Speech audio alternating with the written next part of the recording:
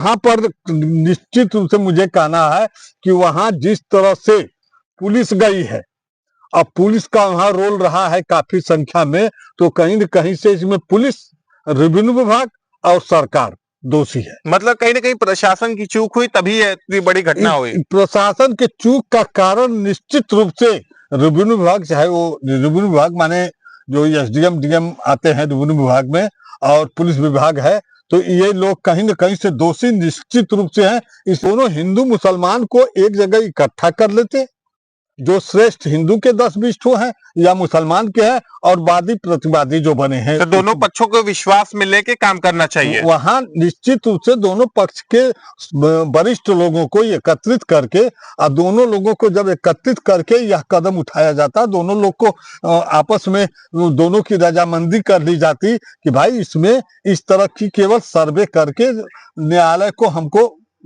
इसका जो है स्पष्टीकरण देना। संभल में जो जिस तरह से घटना सामने आई, जिसको लेके देश विदेश में काफी इसकी चर्चा हो रही है, संभल में एकाएक मामला पहुंचता है। संभल में जामा मस्जिद का जज के हैं, जज साहब तुरंत ही सुनवाई करते हैं, उसके बाद तुरंत ही फैसला दे देते हैं, और डीएम एसपी आला अफसर तुरंत लेके अपना सर्वे टीम पहुंच जाती है मस्जिद का सर्वे करने। सर्वे शांतिपूर्ण ढंग से हो जाता है। उसके बाद ये होता है कि सर्वे कंप्लीट हो गया है। फिर कुछ दिन बाद फिर एकाएक सुबह सर्वे की टीम पहुंचती है कि ये हुआ कि वहां सर्वे किया जाएगा। एक बार जब सर्वे हो जाता है, उसके बाद फिर क्या जरूरत पड़ गई, दूसरा सर्वे करने की जरूरत पड़ गई, ये सवाल लोग कर रहे हैं। तो आपकी क्या है राय? जिस तरह से वहां पे लगभग 5 लोगों की जान चली गई, और जिस तरह से कम हजारों लोगों के ऊपर मुकदमा भी दर्ज होगा, तो इसमें कई लोगों की तो जिंदगियां बर्बाद भी हो गई और कई लोगों के घर भी उजड़ गए। तो क्या कहना चाहते हो प्रकाश जी? आप तो पुलिस के बड़े वरिष्ठ अधिकारी रहे, इस मामले को आप कैसे देखते हैं? देखिए, सर्वप्रथम तो यह है कि जिस तरह से वहां पुलिस की गतिविधि है, वह ही उसकी प्रतिक्रिया बहुत ही गलत है। इसलिए कि जिस तरह से वहां घटना को रूप दिया गया, तो कहीं न कहीं से पुलिस दोषी है। सरकार क्या चाह रही है, उसके अनुरूप हम चलेंगे, उनके अधीन हम कार्य सरकार कर रहे हैं तो चलेंगे, लेकिन हम ऐसा नहीं चलेंगे कि अपने ऊपर मुकदमा जो ओढ़ लें और किसी अन्य बेगुनाह लोगों की जान चली जाए। तो कहीं न कहीं से वहां मुस्लिम वर्ग के लोग भी दोषी हैं। अगर ना सर्वे करने गए तो प्रथम बार तो रोका गया, सर्वे पूरा नहीं हुआ। दूसरे दिन फिर समय दे करके लोग गए कि 11 बजे आएंगे, और पहुंच गए 7 बजे। अब वहां 7 बजे, और वहां जा करके काफी पुलिस चप्पे चप्पे नक्के नक्के पर लग गई, और नक्के नक्के चप्पे चप्पे पर जब लग गई तो वहां तो बवाल का जड़ पुलिस स्वयं बन गई। देखिए, किसी चीज को जैसे आप देखते होंगे, किसी त्योहार पर पीस कमेटी बैठाई जाती है। पीस कमेटी थानों में की जाती है, डीएम के द्वारा की जाती है, एसपी के द्वारा की जाती है, आईजी डीआईजी या नेताओं के, आईजी डीआईजी अधिकारियों द्वारा की जाती है। तो पीस कमेटी में यह कहता कि आप लोग दोनों पक्ष, हिंदू वर्ग के हों चाहे मुसलमान के हों, आपस में संबंध बनाए रखेंगे। तो वहां पर निश्चित रूप से मुझे कहना है कि वहां जिस तरह से पुलिस गई है, अब पुलिस का वहां रोल रहा है काफी संख्या में, तो कहीं न कहीं से इसमें पुलिस, रेवेन्यू विभाग और सरकार दोषी है। मतलब कहीं ना कहीं प्रशासन की चूक हुई तभी ये इतनी बड़ी घटना हुई। प्रशासन के चूक का कारण निश्चित रूप से रेवेन्यू विभाग, चाहे वो रेवेन्यू विभाग माने जो एसडीएम डीएम आते हैं रेवेन्यू विभाग में, और पुलिस विभाग है, तो ये लोग कहीं न कहीं से दोषी निश्चित रूप से हैं। इसलिए कि वहां के इतना, हम करें जो हिंदू हो चाहे मुसलमान हो, हम कह रहे हैं वो क्या पहले मस्जिद थी कि मंदिर था, हम इस पर टिप्पणी नहीं कर सकते। इसलिए कि आप लोग एक चीज जानते होंगे कि 6 दिसंबर 2090 को राम जन्मभूमि बाबरी मस्जिद का मामला उठा, और 6 दिसंबर को टूट गया। तो 6 दिसंबर को जब टूटा, तो सन 91 में हमारे माननीय पीवी नरसिम्हा राव जी एक आदेश पारित किए थे, उसको हिंदी में कहते हैं पूजा स्थल पर, किसी पूजा स्थल पर न हिंदू विवाद करे मुसलमान के, न मुसलमान विवाद करे हिंदू के, दोनों अपने अपने पूजा स्थल पर पूजा वगैरह करें। ये माननीय पीवी नरसिम्हा राव इसलिए किए थे कि जब ये हमारा यहाँ अयोध्या में जब तोड़ फोड़ हुई तो उसके बाद काफी जहां मुस्लिम वर्ग था वहां मंदिरें तोड़े और जहां हिंदू वर्ग थे वहां मस्जिदें तोड़े। तो उस चीज को बचाव के लिए हमारे पीवी नरसिम्हा राव जी सूझबूझ से जो काम लिए थे, उनके दिमाग को मैं दाद दूंगा कि उन्होंने ऐसा कदम उठाया, ऐसा आदेश पारित किया कि हिंदू मुस्लिम दोनों आपस में दूरी अपने अपने धर्म में बने रहे और किसी प्रकार का विवाद न हो। तो वह आदेश का उल्लंघन हो रहा है।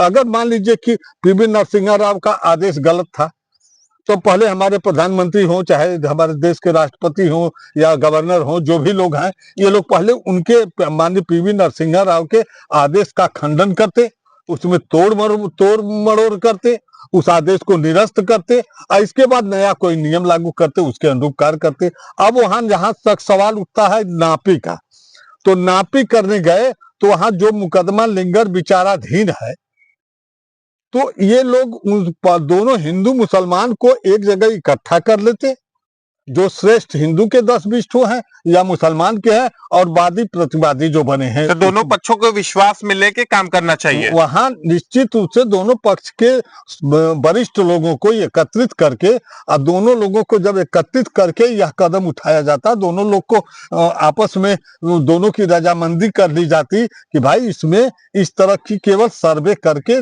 न्यायालय को हमको इसका जो है स्पष्टीकरण देना। जैसे उसमें बता दिया गया तो जो पहला सर्वे हुआ उसमें कायदे से नहीं हो पाया, तो दूसरा सर्वे करने हम लोग जा रहे हैं, आप लोग शांति व्यवस्था बनाए रखें। भाई पहला सर्वे जब शांति ढंग से नहीं हुआ, उसमें रोक टोक हुई, उसमें कुछ बातें विवाद हुआ, तो दूसरे में तो निश्चित रूप से दोनों पक्ष को बुला करके वहां संतुलित ढंग से उपयोग करना चाहिए।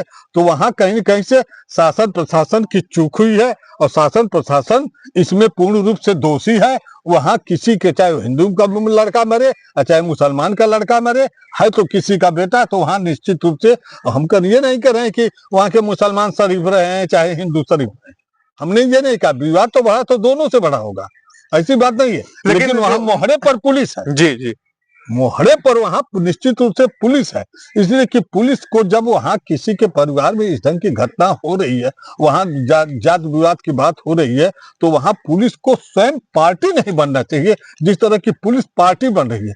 कल पुलिस वालों पर अगर मुकदमा कायम होगा, अन्य सरकार आएगी तो लोग दाएं दाएं डिड़ जाएंगे, तो इनको सरकार के अधीन हम नौकरी की, इसका मतलब सरकार के पिट्ठू थोड़े नहीं है। जिस तरह से पिट्ठू बन करके का सरकार कर रहे हैं, पुलिस पिट्ठू बन करके नौकरी करने गए हैं, सब तनख्वाह पाते हैं तो सरकार से पाते हैं, उनके घर के पाते हैं। इन नेताओं को तो सुपरविजन करने वाले बैठाए गए हैं, उनके लिए मैं हूं। मतलब नेतागिरी के चक्कर में इतनी बड़ी घटना हो गई। एकदम नेतागिरी के चक्कर में कोई राजभर पार्टी बना के बढ़ रहा, तो कोई दुसाध पार्टी बना के घूम रहा है, तो कोई राजपूत पार्टी बना के घूमे, कोई यादव समाज की पार्टी बना के। ये लोग तो जात भेद, जात भाव न कि हिंदू मुस्लिम पैदा करने वाले राजनीति वाले हैं। ये राजनीति वाले इतना कूट कूट करके राजनीति पैदा कर रहे हैं कि इनकी वजह से मेरा देश में आग जल रही है। आने वाले दिन में और ऐसी घटनाएं कि पुनरावृत्ति होगी, इसी ये सरकार कराएगी, इसमें कहीं से राजनेता कराएंगे। राजनेता जो है ये अपनी कुर्सी को कायम करने के लिए हिंदू मुस्लिम को आग में ढकेल रहे हैं, और वहां की घटना बहुत ही निंदनीय है। इतनी बड़ी घटना हो गई और वहां की घटना बहुत बड़ी निंदनीय है। ऐसी घटना नहीं होना चाहिए जो वहां की हुई है, इसकी पुनरावृत्ति कभी नहीं होना चाहिए। इसलिए कि अगर आपका मंदिर है तो हम मंदिर पे पूजा करें, हमारा उनकी मस्जिद है तो मस्जिद पे पूजा कर रहे हैं, उसकी अपील कर दीजिए कि मेरा ये मंदिर था, इसको तोड़ करके इनको मस्जिद बनाई गई है। अब कोर्ट करने लगे, कोर्ट को अब तो सारा कानून को हाथ सरकार लेकर के अपने हाथ में चल रही है, और उसके साथ साथ पुलिस भी अपने हाथ में लेके चल रही है। पुलिस को क्या पड़ी, हम तो यही नहीं समझ पा रहे कि पुलिस क्यों इतनी उतावले में आ जा रही है, सरकार के अधीन पर है। अभी पुलिस वालों के बीजेपी वाले जगह जगह पीट रहे हैं, तो ये नहीं उनके सरकार में है, उन्हीं की सरकार में जगह जगह पुलिस पीटी जा रही है, जगह जगह पुलिस को कुचला जा रहा है, पुलिस को कोई सुविधाएं नहीं दी जा रही है। अब पुलिस उन्हीं के पीछे दौड़ रही है। हम तो पुलिस वालों से तंग आ गए हैं, पुलिस की लड़ाई भी मैं लड़ता हूं, अब पुलिस वाले इतना कहीं कहीं अत्याचार करेंगे कि जानबूझ करके हमको पुलिस के खिलाफ भी आवाजें उठाना पड़ेगा। तो पुलिस प्रशासन के लोग कह रहे थे कि आप अपना भविष्य बर्बाद मत करिए, लाठी मत चलाइए, ईटा मत फेंकिए, अपना भविष्य बर्बाद मत कीजिए नेताओं के चक्कर में। पुलिस प्रशासन भी ये कर रही है, तो कहीं ना कहीं पुलिस प्रशासन को ये लगता है और लोग भी जानते हैं कि नेता हिंदू मुस्लिम करके अपनी राजनीति की रोटी सेकते हैं, और अच्छे खासे बच्चे को जो पढ़ाई करते हैं उनका भविष्य बर्बाद हो जाता है। देखिए यहाँ आप पुलिस को पूरा हम दोषी नहीं दे पा रहे हैं, इसलिए कि ये जो आईपीएस लॉबी है और आईएएस लॉबी है, ये सरकार के बिल्कुल पिट्ठू और अधीन है, आईपीएस और आईएएस। तो ये जो है अपनी कुर्सी पर अपने जिले के चार्ज के लिए ये ऐसी घटनाएं ये आईपीएस लॉबी करा रही है, और सिपाही दरोगा उनके आदेश का पालन हम कर कप्तान कर देगा, जो कर देगा वो मैं करूंगा, मेरा भगवान है, मैं उसके रामो कर्म पे जी रहा हूं, वो मुझे मेरी जो मुझको पैदा किया है वो आईपीएस आईएएस, मैं उसके अधीन हूं, जरूर नाम करता हूं, लेकिन ये भी नहीं है कि जो कहेगा वह करूंगा, गलत कहेगा तो मैं गलत पर कदम उठा दूंगा, ये असंभव है। और वहां निश्चित आईएएस और आईपीएस लॉबी पूर्ण रूप से संभल के घटना में दोषी है, और वहां पर जो भी जाने गई है हिंदू की जाए चाहे मुसलमान की जाए चाहे पुलिस ही पीटी गई हो, मुकदमा कायम हो जाए वो दूसरी चीज है, लेकिन वहां पर कहीं न कहीं से आईएएस लॉबी आईपीएस लॉबी और ये राजनेता जो जात को पैदा कर करके हमें इतना आग में ढकेल रहे हैं कि आने वाला दिन हमारी पीढ़ी इसी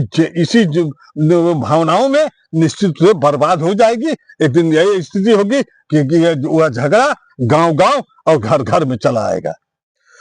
तो दोस्तों संभल का मामला इन दिनों काफी तूल पकड़ लिया है, लेकिन मस्जिद के जो सदर हैं जफर अली, उनका कहना है कि जो मस्जिद की खुदाई का भ्रम फैला उसके बाद सीओ से जब लोग इकट्ठा होने लगे, जानने की कोशिश किया कि क्या है मामला, क्यों सर्वे हो रहा है, जब जानकारी लेना चाहा तो सीओ साहब ने उनको गाली गलौज करने लगे उनसे और लाठीचार्ज करके कहा कि ठोक दूंगा, ऐसा कहना है जफर अली का, जो शाही मस्जिद के सदर है, उनका यह आरोप लगाया गया है। और वहां के संभल के सांसद जियाउर रहमान बर्क के ऊपर भी एफआईआर दर्ज हो गई। उनका भी कहना है कि आजादी के बाद देश व प्रदेश में एक ऐसी बड़ी घटना हुई जहां मुस्लिमों को टारगेट किया जा रहा है।